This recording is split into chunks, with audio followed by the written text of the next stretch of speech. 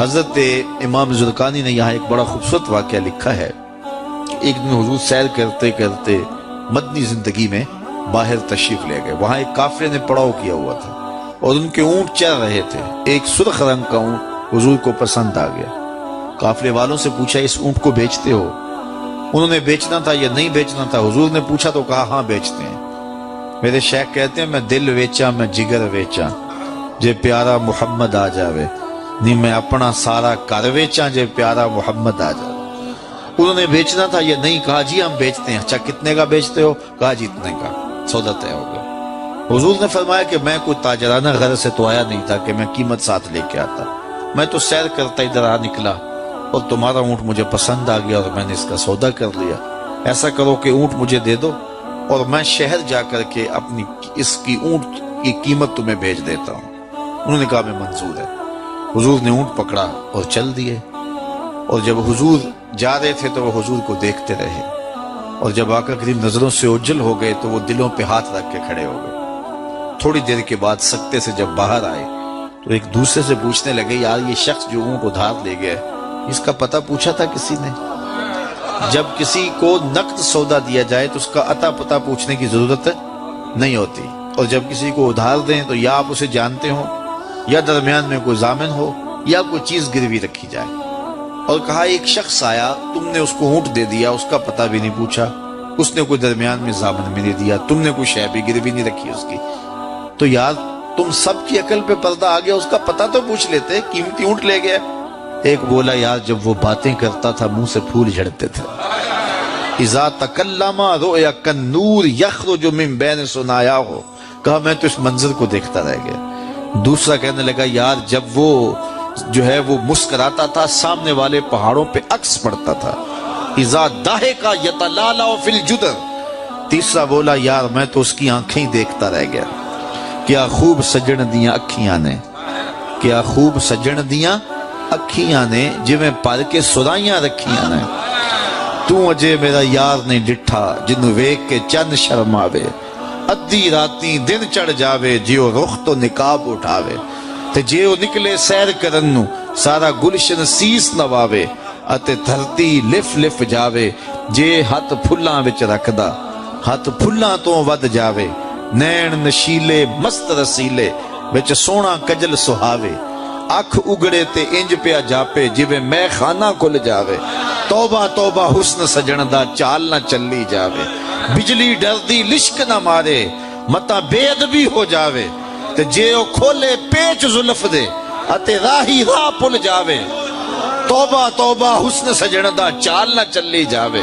علم خدا نے اینا دتا عقلاں وچ نہ آوے. عقل خدا نے اینی دتی علماں وچ نہ آوے. کی اعجاز نظر وچ او دی جو آوے وک جاوے. خلق او دے نے مولئی دنیا کوئی ودلائی جان بچاوے. آزم ایڈا سونا ماہی سانو کدرے نظر نہ آوے. انہوں نے کہا جو بھی ہوا تم اس کے حسن میں کھو گئے اور وہ قیمتی اونٹ اپنے حسن کا جادو جگا کے تم سے ہتھیا کے لے گیا. امام زرقانی لکھتے ہیں جب انہوں نے یہ کہا نا کہ قیمتی اونٹ ہتھیا کے لے گیا تو اب تک خاموش بیٹھی خیمے کے پردے کی اوٹ میں بیٹھی قافلے کے سردار کی بیوی نے خیمے کا پردہ سرکایا اور ان سے مخاطب ہو کے بولی انا ضامنۃ لسامان جمالکم لا یغدر بکم. خبردار اس کے خلاف کوئی بات کی تو اگر وہ قیمت نہ دینے آیا تو مجھ سے لے لینا, میں اس کی ضامنہ ہوں. انہوں نے کہا اچھا تو اسے جانتی ہے؟ کہا واللہ میں بھی نہیں جانتی. تو کہا پھر ضمانت کیسے دے رہی ہے؟ کہا جب تم سودا کر رہے تھے خیمے کی اوٹ سے میں نے اس کا چہرہ دیکھا تھا اور جس کا چہرہ اتنا سونا ہو وہ جھوٹ بول ہی نہیں سکتا ہے. تھوڑی دیر گزری تو حضور کے غلام آ گئے کہ کون ہیں لوگ جن سے ہمارے آقا نے اونٹ خریدا تھا. انہوں نے کہا جی ہم لوگ ہیں. کہا یہ حضور نے کھجوریں تمہاری ضیافت کے لیے بھیجی ہیں اور یہ تمہاری قیمت ہے. انہوں نے کہا قیمت بعد میں دینا, ہم تو خود بک گئے ہیں, ہمیں پہلے بتاؤ وہ پیارا رہتا کہاں ہے. تو کہا یہ نخلستان مدینہ جو سامنے دکھائی دیتا یہی ڈیرے ہیں اس محبوب کے.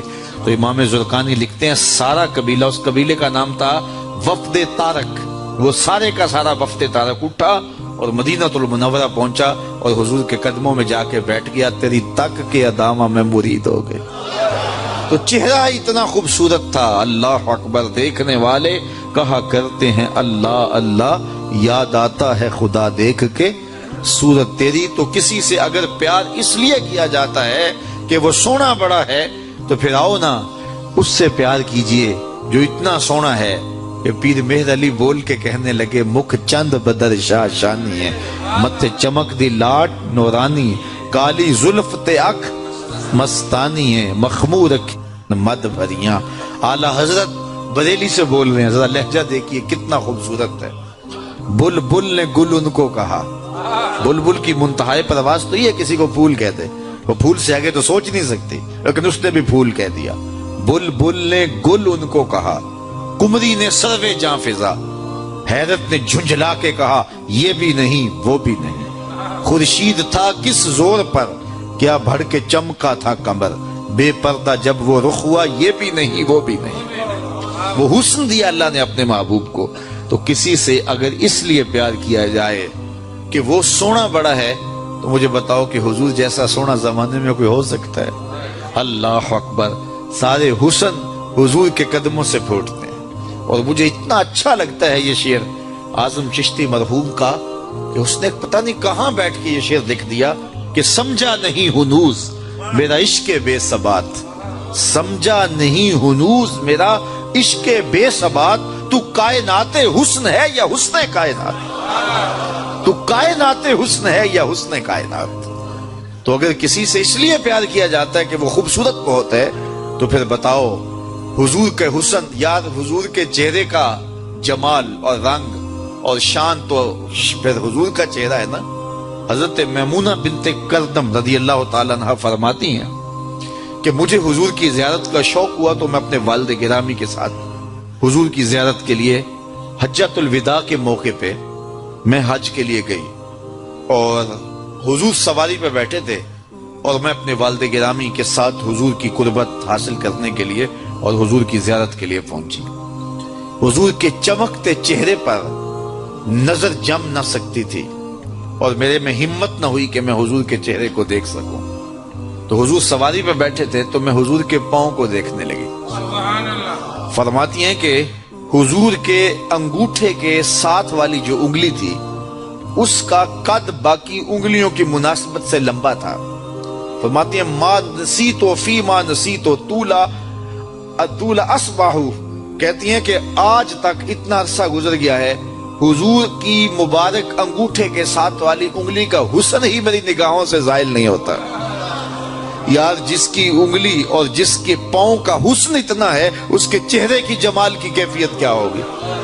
وہ کسی شاعر نے کہا تھا نا کہ قدموں پہ جبیں کو رہنے دو، چہرے کا تصور مشکل ہے۔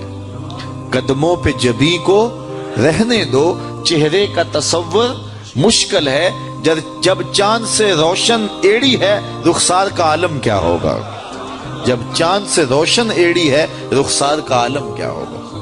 تو حضور علیہ السلام کے حسن اور حضور کے جمال کی وجہ سے اگر پیار کیا جائے، تو پھر مجھے بتاؤ کہ حضور علیہ السلام سے بڑھ کر کائنات میں حسین کون ہو سکتا ہے، خوبصورت کون ہو سکتا ہے؟ تو اس لیے ہماری محبتیں اور ہماری عقیدتیں حضور کی بارگاہ میں دست بستہ حاضر ہوں۔ اب کسی سے اگر پیار کر لیا جائے تو اس پیار کے تقاضے کیا ہیں؟ بندہ جس سے پیار کرتا ہے اس کا کثرت سے ذکر کرتا ہے، اور یہ محفل میلاد اس عقیدت کا روپ ہے، محبت کے اس تقاضے کی تکمیل ہے۔ بندہ جس سے پیار کرتا ہے اس کا کثرت کے ساتھ ذکر کرتا ہے، اس کا جی چاہتا ہے کہ اس کا تذکرہ چڑھا رہے، اس کی باتیں ہوتی رہیں۔ رومی علیہ رحمہ جنہیں اقبال نے اپنا مرشد مانا ہے، ان کا کمال یہ ہے کہ وہ تمثیل سے بات سمجھانے کی عادت رکھتے ہیں۔ وہ اس نقطے کو بڑی خوبصورتی سے سمجھاتے ہیں کہ کسی نے مجنو کو دیکھا کہ ریت کے اوپر لیلا لیلا لکھ رہا ہے، تو اس نے رک کے پوچھا یہ کیا کر رہے ہو؟ تو گفت مشق نام لیلا می کنم خاطر خود را تسلی می دہم، اس نے کہا اپنے محبوب کا نام لکھ لکھ کے دکھی دل کو قرار دے رہا ہوں۔ تو رومی کہتے ہیں کہ اگر مجنو کو لیلا کا نام تسکین دیتا ہے تو امتی کو حضور کا نام تسکین نہیں دیتا۔ اور میں تو کہا کرتا ہوں میں خانہ سہارا دیتا ہے نہ جام سہارا دیتا ہے، ہم کو تو مدینے والے کا ایک نام سہارا دیتا ہے۔ ٹھنڈ پڑ جاتی ہے سینے میں جب کسی کے لبوں پہ اس مبارک نام کا چراغاں ہوتا ہے۔ تو جس سے پیار کیا جاتا ہے اس کا کثرت سے ذکر کیا جاتا ہے۔ میاں صاحب نے بھی اپنے انداز میں کہا ہے نا، جو کسی دا عاشق ہوئے تے گل ہو سے دی کردا، 100 مکر بہانے کر کے مرنے ہوس دے مردا۔ جب محبت کسی سے ہو تو پھر اس کا تذکرہ کسی نہ کسی بہانے چھڑا جاتا ہے۔ یہ نہیں ہو سکتا کہ طبیعت اچاٹ ہو جائے کہ یہ بات چھوڑو بھی نا۔